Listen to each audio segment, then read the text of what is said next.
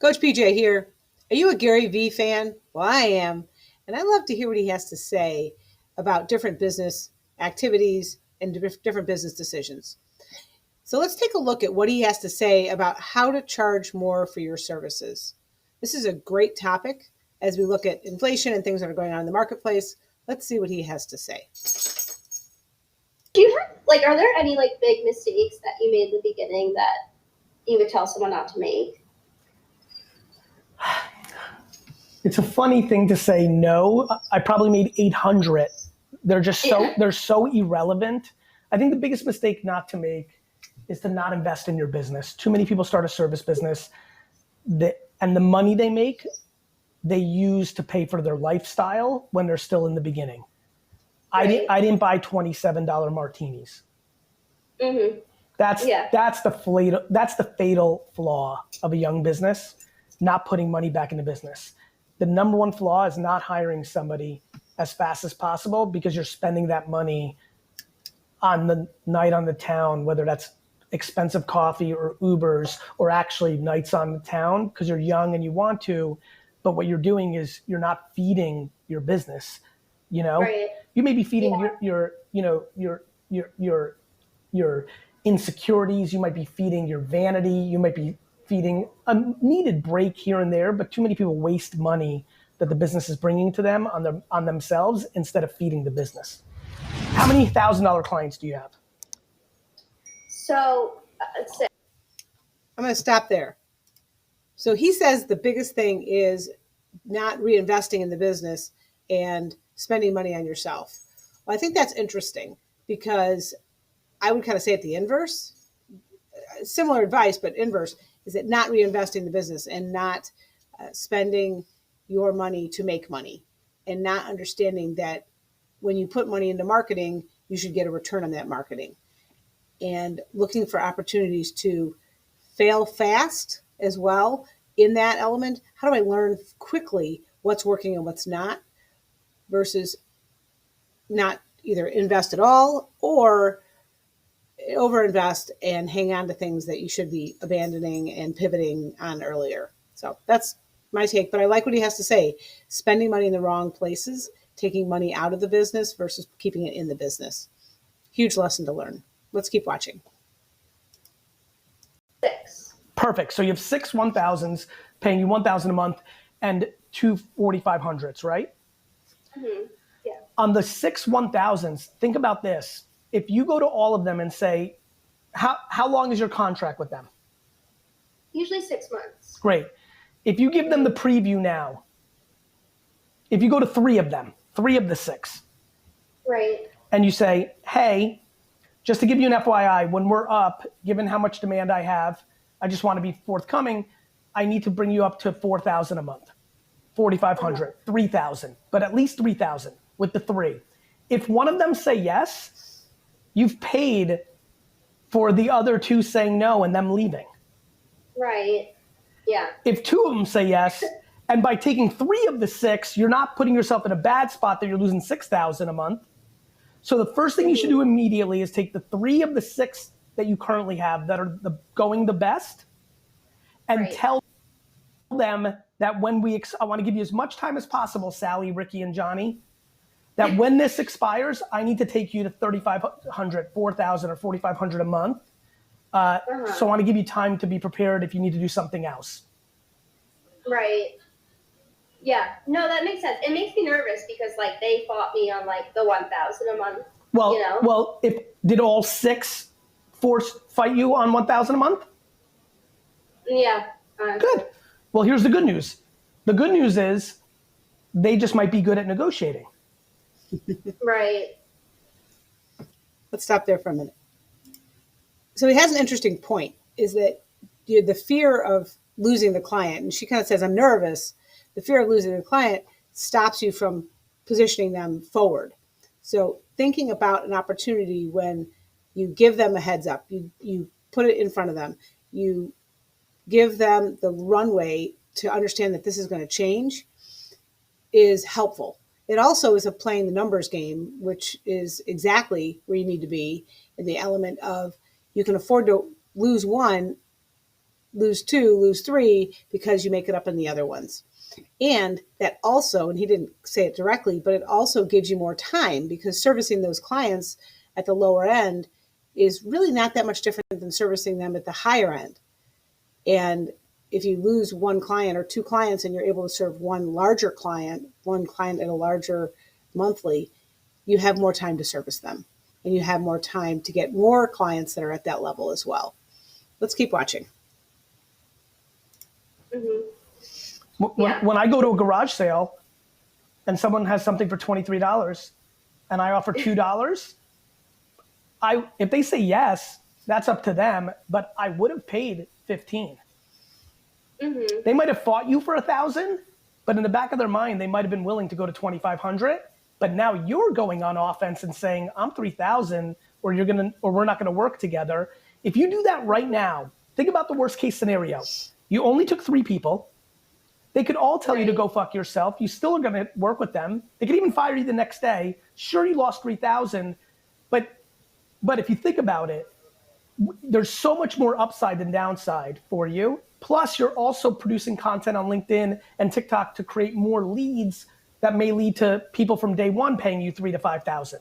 You have to go on the offense on this. Yeah, no, and I definitely undersell myself. Like I always, because they're so reactive to $1,000, I'm like, am I too expensive? But I'm pretty sure I'm very cheap considering like industry standard. Yeah, I mean, look, there is no industry standards on like social media, social, like 1,000, 500, 50,000, like it can run the game. It can run the gamut. This becomes a game of letting yourself focus on fear versus optimism. Uh-huh. Instead of saying, I'm going to lose, you're talking about 6 clients. Right. There's 66 trillion clients out there, Maris. I know. So you need to really get focused. I'm telling you, I'm not giving you fluffy macro ideas. I'm giving you exactly what I would do. You have 6 clients paying you 1,000. You want all of them to get to 3, 4, 5,000. You take 3 of them, the 3 best ones that are going right now, in your opinion, and you send them an email and set up a phone call, and you tell them, I want to give you as much time as possible. Some of them might, since they sound like they're 6-monthers, some might be expiring in 2 months, some might be 3 months. I'm giving you as much time as possible. I'm getting too much demand. Mm-hmm. My business is evolving. Yeah. And I want to give you the preview that's going to be $3,000 a month if you want to continue with me at the end of the contract. And, I really appreciate you. And so I want to help you find someone else if that's not in the cards, but I'd love to continue to work with you. Yeah. No, that makes sense. A couple other things he talks about. He does talk about sending email versus phone call. I think that's an interesting tactic, and I don't disagree with him on the fact that an email is not a negotiation. It is not a debate. An email is used when you actually have a fact. And the fact is, this is how this is going to go down. When you open it up with a phone call, in this case, you're opening up a negotiation, which is not what you want to do. And I'm a big proponent of picking up the phone. But in this case, there's positioning that you're trying to do, and you have to be prepared to walk away to lose that client. And that is probably where the woman on the phone is most nervous, most at risk. You have to be okay with walking away. You have to be okay in a negotiation to stand up for what's next. And basically, he's sending a rate hike, a letter that doesn't have a question of, do you accept this or not accept this? It is, here's what it is. Are we moving forward or not? So let's keep watching. I mean, I feel like even my clients, sometimes they'll say they're not happy with me, but they continue to work with me. And right, because clients, rightfully, because they're doing what's right for their business, sometimes will complain as negotiation tactic. Mm-hmm. Yeah. You just have to get in your mind that you're okay with giving up these $3,000 a month. Mm-hmm. Because you may lose them anyway at the end. Anyway. Right. You might lose it anyway, but you're going to learn a lot from the process of telling 3 clients you're going from 1,000 to 4,000. Right. No, that makes sense. And then like in terms of like getting new clients and like setting expectations, I do think I've gotten better at it, but I feel like, clients come to me and they expect the world. Like, I can't give them that, in 2 months. You just can't bullshit. We do it all the time at Vayner. We're like, look, we're good, but we're not fucking the Wizard of Oz. Yeah. Like you can't, for $2,000 in 2 months, you can't get a local barbershop 600 new clients. Yeah, exactly. And I'm pretty upfront with people, and I think that's why they like working with me, because I'm just honest. Yeah, at your level, and it's the biggest mistake people make when they have a service business that is getting paid a little, and when they're building up, they overpromise because they want the money so much, but then they're going to lose the client, and it's going to be ruined anyway. You're better off them all saying no than saying yes to bullshit. Right. No, that makes a lot of sense. I have no online presence, and I'm sure that's not good, right?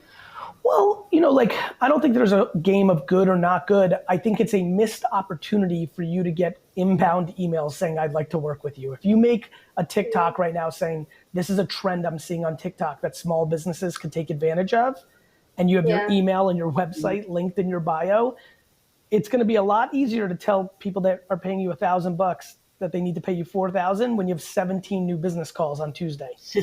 Right. No, that's true. So do I believe it is a missed opportunity? Yes, I believe it is a missed opportunity. What content should you make? On LinkedIn and TikTok specifically, I think you'll find very fruitful opportunities. Facebook Reels as well is exploding. YouTube Shorts as well. Use the same content everywhere, which I hate, but when you're a one-woman show, you might have to do that at first, where you can maybe change the copy that's associated with the video, but put out things that you're seeing in the marketplace. Mm-hmm. So he makes a couple of interesting points. He makes a point that when you are looking at 17 leads coming in or a bunch of leads coming in, it's way easier to change pricing because you feel confident. And that confidence makes a difference.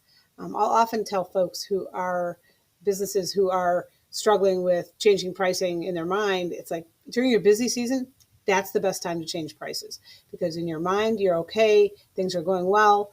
And in busy season, it's sometimes more difficult for your customers to want to leave your organization to go sit in queue somewhere else or go wait for somebody else or find somebody else that they trust during the busiest time of the year. And that's true for accountants or seasonal workers, any kind of trades, if they have a seasonality to them. When you are at your busiest is the best time to change pricing. It's the easiest for your own head and it's the easiest for the customer to understand and to buy into. It's what I'm doing right now. I'm telling you that Facebook Reels are exploding. Oh, I know. Yeah, no, I knew of you because of all the content you put out. Yeah, it's the meta of this entire conversation, right? Mm-hmm. I think you should. I think you should. Mm-hmm. It's how you get more clients. I know. Like, I'm definitely uncomfortable on video, but I'm sure I just have to, with practice, I'll get better at it. Yeah, don't forget your words are what matters. Plus, you can come up with a gimmick, right?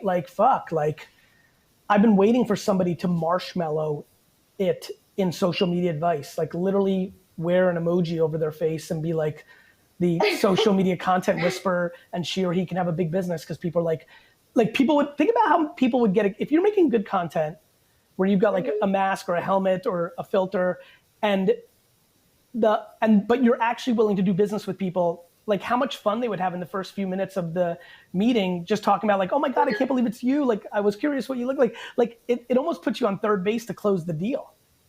No, the masked expert. And by the way, back to expert, speak like you're. Let me stop there for a minute.